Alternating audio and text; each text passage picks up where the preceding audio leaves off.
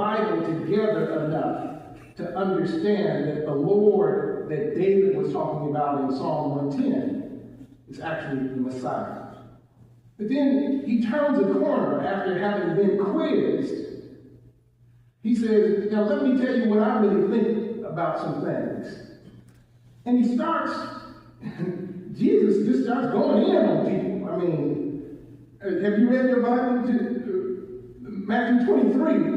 The first few verses, then Jesus said to the crowds and to his disciples, and then he starts just grilling the scribes and the Pharisees for their performance-based religion.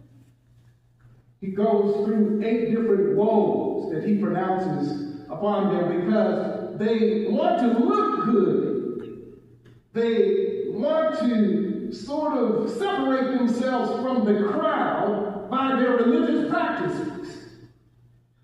And so we pick up on this one woe. That is, he goes through 7, sort of his little 7-point sermon. I'm not going to re-preach it. But here in point 4, he says, woe to you scribes and Pharisees, you play actors, because you tithe.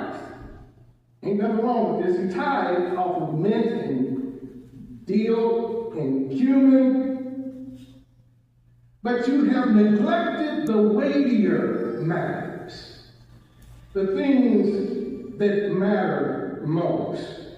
You are blind guides. Now, let's sort of settle in right here before we address this issue of justice. He's literally pointing out to them that the reason I have a problem with you is because you're guiding people, you're leading people, and you don't know where you're going. You're blind guides. And if a guide is blind, then though not only will the guide wind up in a ditch, but the people who are following the guide will wind up in a ditch.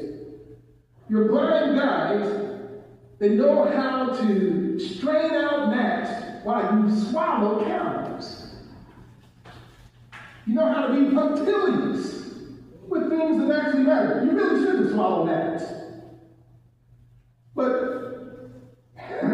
you shouldn't swallow camels either. Literally, what he's getting at is that God ultimately prioritizes real people over religious practices.